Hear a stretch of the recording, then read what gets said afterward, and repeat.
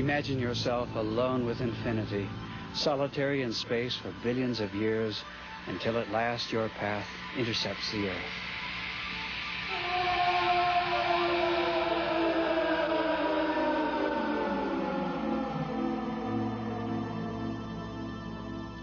Of all the diverse wonders of this world, Meteor Crater truly is out of this world.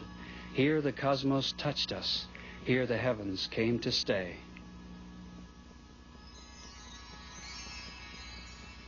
A flight of imagination to a place on this planet physically connected to what we see out there. That something big, fast, and heavy smashed into the Earth, heaving up almost instantly a circle of monumental cliffs and blasting an excavation big enough to swallow the pyramids. Well, it certainly is cause for wonder. Mining engineer Daniel Morrow Beringer came here to wonder in 1902, then labored nearly 30 years to prove his dreams. Experts scoffed at what he dared to imagine, the crater's creation by meteoroid impact. Beringer suspected the proof lay hidden deep under the crater floor.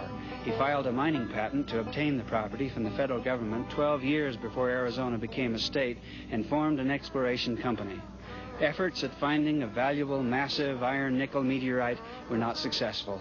But deeply buried fragments were brought up, confirming Beringer's theory. In honor of his pioneering efforts, 2 craters now bear his name, this one and another on the far side of the moon. In fact, the Apollo astronauts trained here in preparing to explore the moon. Certainly an inspired leap of imagination. With today's modern methods of computation, we now know that most of Beringer's meteorite was vaporized or blown away by the explosive impact. Instead of a fortune in iron-nickel, we've gained from studies of the crater a priceless wealth of knowledge. There were no eyewitness accounts by man of what happened here, of course, so let's make our understanding more vivid with a scientific reconstruction of this awesome event. An 80 to 100 foot wide meteoroid weighing millions of tons enters the Earth's atmosphere almost straight down at 45,000 miles per hour. The mass is moving so fast, the impact of thin air causes it to fracture and the surface to peel away. Its path is incandescent. Slowed hardly at all by atmospheric friction, most of its bulk still intact, the meteoroid streaks to the ground. The limestone and sandstone ahead of penetration is rammed 600 feet deep as the impact-melted meteorite smears along the inside of the cavity. The hammering shock of sudden movement expands into the surrounding sandstone at hypersonic speeds, and vaporized metal spews upward. Within the growing shock zone, rock is ruptured by the violent vibration and flung out against gravity, overturning rock strata. The shock front weakens as it reaches the limit of shearing and upheaval. At the crater lip, rock layers are flipped over, nearly intact. The mixed, shattered rock along the walls slumps into the crater, and high-thrown debris rains down into the hole. Groundwater trickles in from the sandstone walls to form a lake at the bottom, several feet deep. Pond life takes hold. The water table lowers, the lake dries, fossils remain.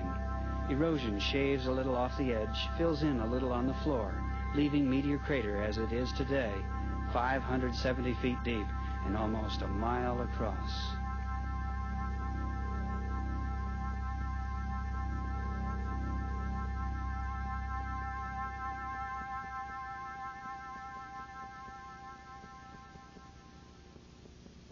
Well, a long journey with a place formed in an instant and lasting through millennia.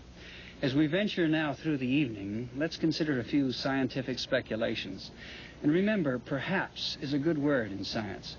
Beringer began with it and proved his dreams about meteors. Here are a few meteor dreams science is examining today. Perhaps the chemical building blocks of life were started in meteors and comets, then transported to many planets, but evolving successfully only on those with the right clay soils. Earth, for one.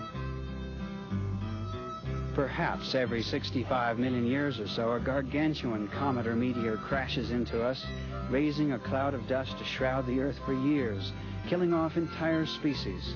Dinosaurs, for instance. Perhaps. Glowing visits the skies known, flaming seeds from the cosmos sown, starting life which since has grown in wild and wondrous ways.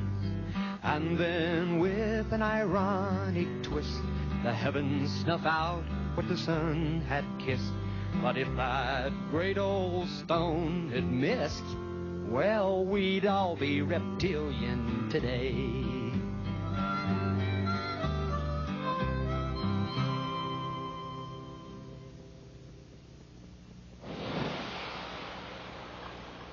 So, even the ascent of man may owe to a comet or meteor, now melded with the Earth, joined with us in our flight through the universe, since turning our destiny in a new direction, outward.